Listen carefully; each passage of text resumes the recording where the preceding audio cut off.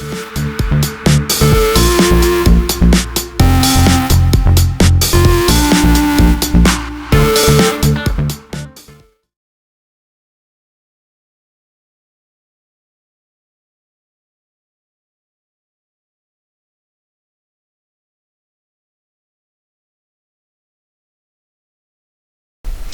and welcome to Viewer's Point of View. I'm LR and this is the segment of the show in which we take your emails that you send to me during the course of the week, or tweets, or messages through Facebook about subjects and things you would like me to discuss here and get your reaction to.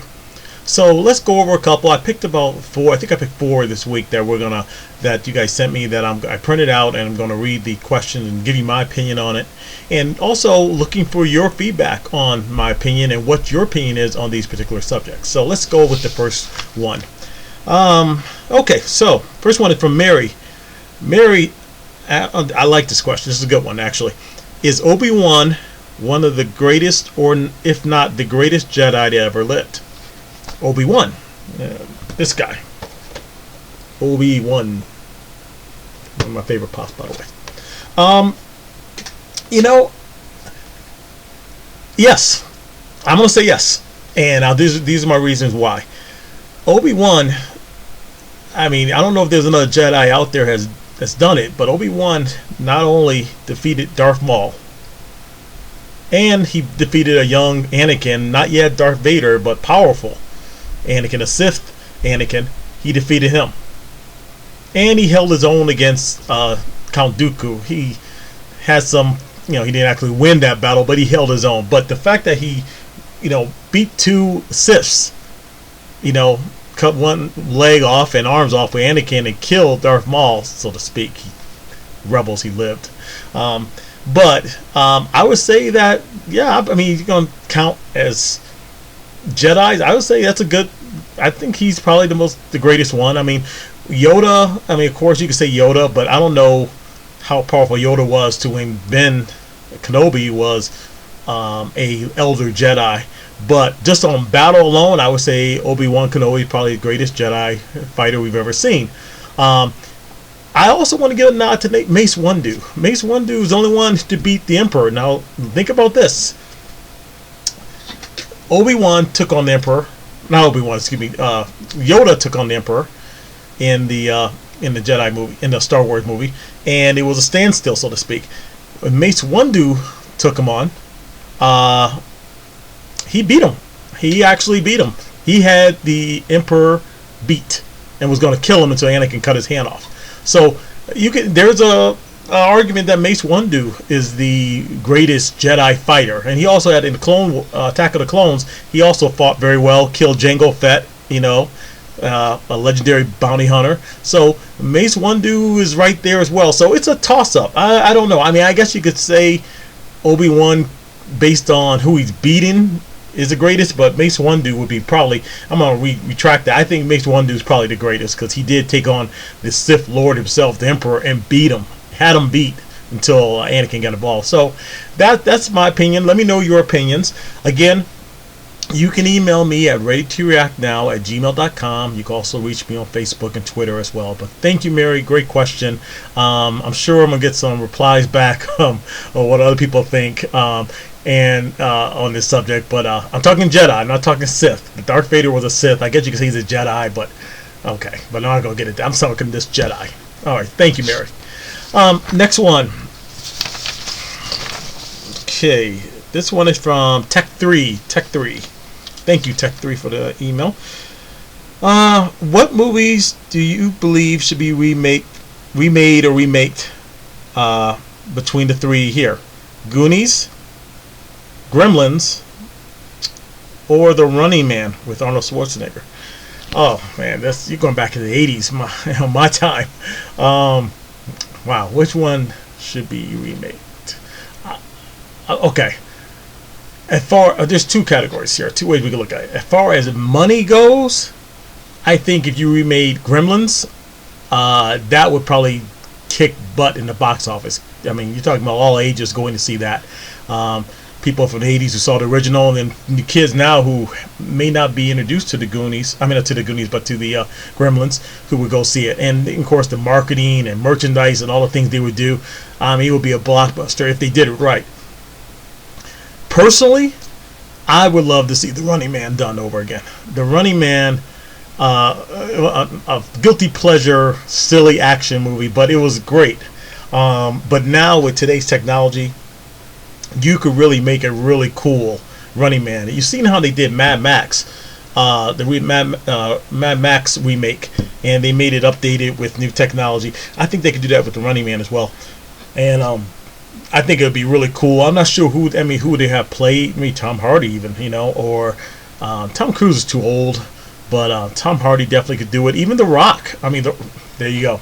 The Rock would do a fantastic job at a Running Man remake. So the Running Man would be my favorite. I know, and also, look, I love Goonies too. I can see them doing Goonies over in the tone of the Stranger Things series. Those kind of kids, they can get those kids there, right? They can get them together, or other kids of that nature, and do a Goonies remake. Sort of like Goonies meet Pirates of the Caribbean. They could set something up like that with a little action involved. So the Goonies, all three of them could be. I would love to see them all done. I think we will see them at some point, especially Goonies and Gremlins. Running Man, I don't know so much, but you never know. The Running Man would be fantastic today. But that's just one of my favorite genre movies from the 80s. Of course, they did Total Recall over again, another Arnold Schwarzenegger movie, and it did not do well because they got away from the storyline, from what Running Man was. And they can update it. You can update stuff with technology and stuff, but stick to the storyline, because that was what was great about it. The new Total Recall was it kind of lost me a little bit. I'm like, okay, maybe because I'm jilted because I saw the original and I wanted it to be like that. But I don't mind changing the storyline some, but just make it better or just the same. But that's my choice. Email me with what do you think about those three remake movies, and which one would you like to see remade out of the three, and how it would do. So thank you, Tech3. Fantastic email. I appreciate it. Okay, let's see here. This one is from Sean. Sean from Washington. I guess Washington State, I suppose. Sean says, is San Diego Comic-Con too big for San Diego? Yes, it is. San Diego Comic-Con is a massive event and expo every year. People have to go, get involved in lotteries, buy stuff early in the year, like November of last year, to get tickets, to get placed in a lottery, just to get a ticket to get in there. The waiting line for Hall H, the collectors and stuff like that. It's a fantastic expo, but it's outgrown San Diego. And I'm not saying I want to move it from San Diego, but San Diego is not getting any bigger, unfortunately. The event center is not getting any bigger. The hotels are not getting any bigger. And that's a problem, because it makes it difficult for the average person that wants to be a part of San Diego Comic-Con and wants to come and hang out. There should be, there's a lot of things they could do for people. It's expensive to go to San Diego Comic-Con. I would love to go. I have yet to go yet. I watch it on YouTube. I watch some of the specials on Sci-Fi. But I understand what he means as far as if you don't pay top notch for a hotel and get a hotel within 3 or 4 miles, then you're like 15, 20, 50 miles even away just to get a decent hotel. Then you got to drive in, and then it's crowded, it's overstuffed, and there is a novelty to being oversold or selling out. The fact that it is not as big as it could be as far as expansion makes it more valuable, because it's harder to get into, and the harder thing to get into, the more the prices go up. The higher the prices, the more exclusive it is, and people want to be a part of it. So that's the part of it, that the financial part of it, of keeping it very popular. But I believe that it's a great event that a lot of people want to go to and be a part of in one way or the other. So even if you couldn't get a ticket to go, you could have an outside venue where people could be a part of. Things going outside in a big courtyard, and they have some of that in San Diego Comic-Con, but not nearly as big. So I therefore would say I would love to see it in Las Vegas. And people say, oh, Las Vegas, it's too this and that. A lot of people don't know what they're talking about when it comes to Las Vegas. I got to tell you, they think that homes are right there on the Strip and everything. Las Vegas is a big city and growing fast. Now the Strip is there, and there's plenty of places to hold this thing at. You can hold it at T-Mobile Arena. You can hold it at the convention center, for goodness sakes. There's plenty of venues, but the key thing here is you got room for everybody. You got hotel rooms, very luxury hotels, all the way down to inexpensive hotels where people can afford. But everybody, there'll be plenty of room for everybody to be there. It'll be all in one place, so you can walk to the venues. They can have different kind of setups all throughout Vegas and stuff, and they really can make it fantastic. Not to mention the stars would come. The stars come to San Diego Comic-Con, but they would come to Vegas, and it could be a massive, massive event, bigger than it is now. But do they want to do that? I don't know. I mean, but they are. I know people are complaining that there are not enough rooms. Hall H is too small. Everybody wants to be in there and stuff. Everybody wants to be in the exhibit room and these panels. That's fun. I enjoy watching the TV, and I wish I was there. But when I look at it, I'm like, man, look how congested it is. Wow. So, yes, it should be. It is getting. It's outgrowing San Diego, and I don't know insight as far as how what San Diego's doing about it. Are they expanding the convention center? Are they building more hotels? I don't know. It never can. Vegas can hold events like this, and they do it well. And a lot of people hate the fact that Vegas can't do it so well. But I think eventually it's going to end up in Vegas one day, and it'll be fantastic when it does. It'll be a massive, massive event, bigger than it is now. But I'm okay with it in San Diego too. I'm just saying, selfishly, I would love to be able to go, but it's it's an expensive trip. So thank you for your email, Sean. Good question. Great question. Okay, so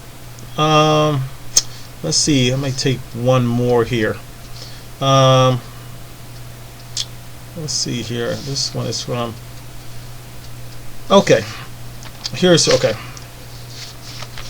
Okay. Flash TV show. This one is okay. This is from David. Okay, I'm sorry. I got your email mixed up, David. So your email's on the Flash TV show.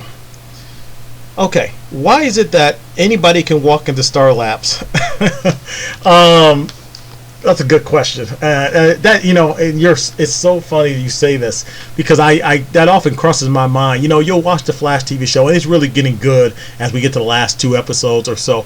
But even from season 2, people just walk right in Star Labs. It's like, you got all this tech. You got Cisco. You got Harrison Wells. These guys are making technology and machines, but they can't make a security system to keep people out. I mean, the next thing you know, here's Zoom. Just right here, got in, no problem. There was no kind of security.